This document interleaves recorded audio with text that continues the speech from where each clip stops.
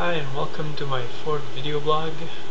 So today is Thursday, December 7th, 2006, and I didn't really have any special topic I wanted to talk about today, so I'm just going to give you an update on my personal life. So it's been probably 2 or 3 months since I last spoke about how things were going for me. And well, I'm still on hormones. It's been over 3 months now, actually 3 months and a half or so.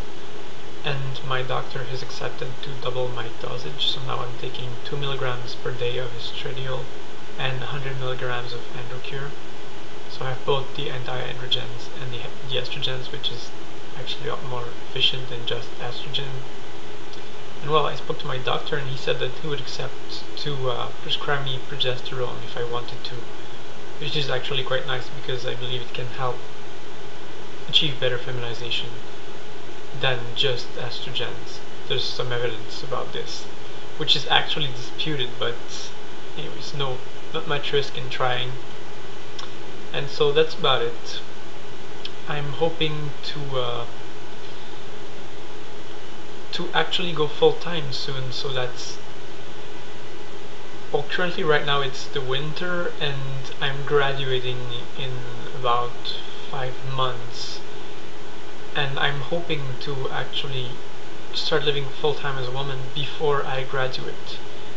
And well, some people might think, well, why don't you wait after graduation? Well, because it wouldn't really make a difference, because I'm going to do a master's in computer science after my graduation, so next September anyway. So even if I wait after my graduation, I'm still going to be going to the same university and the same buildings and interacting with the same people, so not much difference. But anyways, so that's my plan: start living full-time as a woman either before graduation or sometimes during the summer.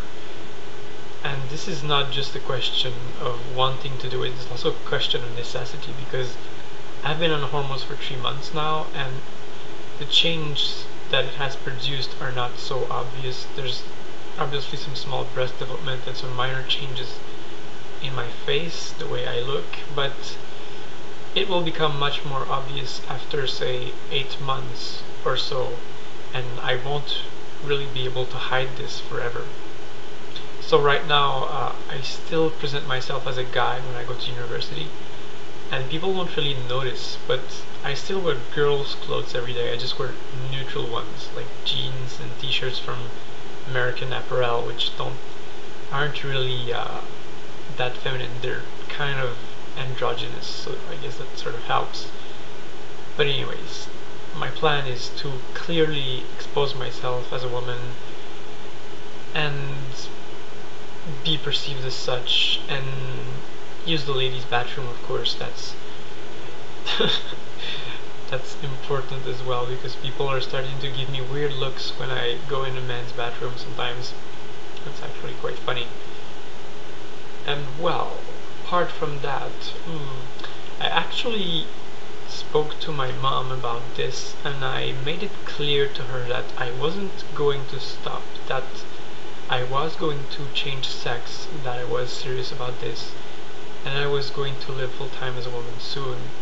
And I think she's a little more accepting now that she's seeing that I'm not going to go back.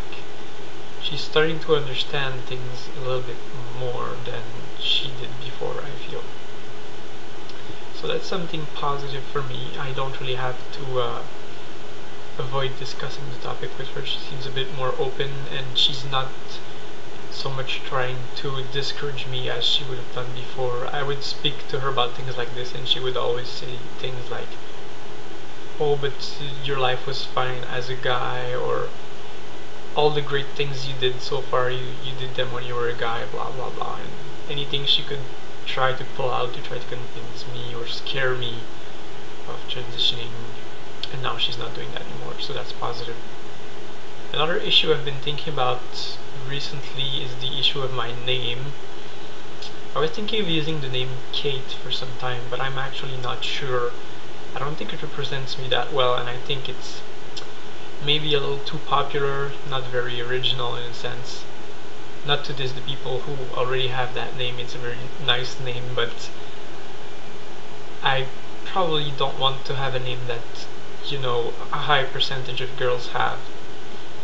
I would like to be maybe a bit more original, so I've actually been thinking of keeping my male name, which might actually be strange to you, but my name is in French, it's Maxime, and I believe it sounds reasonably feminine, and it's actually a mixed name. Some girls have this name here, and you can sort of apply it to both, even though it's mostly applied to guys, but I was thinking of keeping that name. I think I like the name, and my mother gave it to me, and if I can do it, why not? In a sense, you know, it'll just be more original. There aren't that many girls with that name out there, so well, that's it. But yeah, it's a question I have to think about, because in a sense, I think it would be nice to have an original name, and not to have to change my name would be less work. But in a way, I don't want it to affect my passability. If that name means people will by default identify me as a guy, then maybe I don't want to do it. So I'm still thinking about that at this stage. So I'll have to decide before I start living full time. That's quite important. And yeah, that's mostly it. There's something else I wanted to talk about.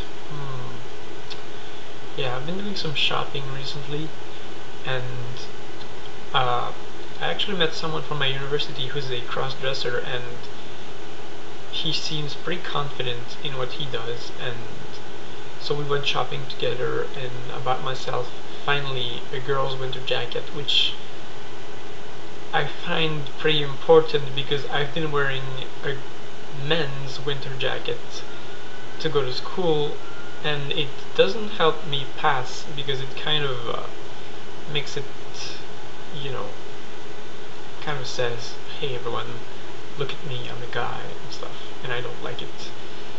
So now that problem should be fixed, and it should help me, well, look a bit more feminine. So that's it for that. Apart from that, my wardrobe is actually pretty complete. I have about like 20 tops, 10 pairs of pants, all the underwear I could ever need, and some shoes and accessories and everything. So when the summer comes, I'm actually going to have everything I need to dress as a woman every day, and not wear the same thing twice in the same week, or even in the same month maybe. That'd be nice. So that's it for my fourth video blog. Thank you for watching, and to all those who are thinking about transitioning and living full-time, I hope you can gather the courage to do it. It's taken me some time, but now it's something I really want to do. I don't want to wait forever to do this, because in a sense I feel like I'm not progressing, you know.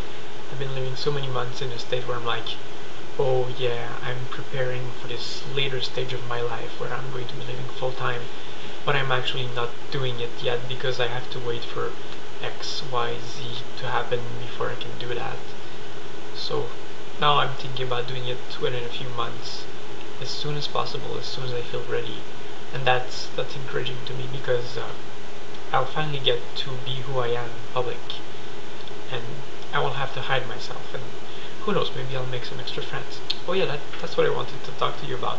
I actually had a meeting with a professor at my university who's transsexual. Her name is Olivia Jensen, and well, it was pretty nice. She's a very nice person and had some good tips for me, and I was happy to see that my university is actually accepting enough to even have some staff that's transsexual. So it makes me think that they'll probably accept me, well, hopefully accept me as well as they accepted her, and so I hope things are going to be going well. And that's it. So have a nice day everyone, and see you next time.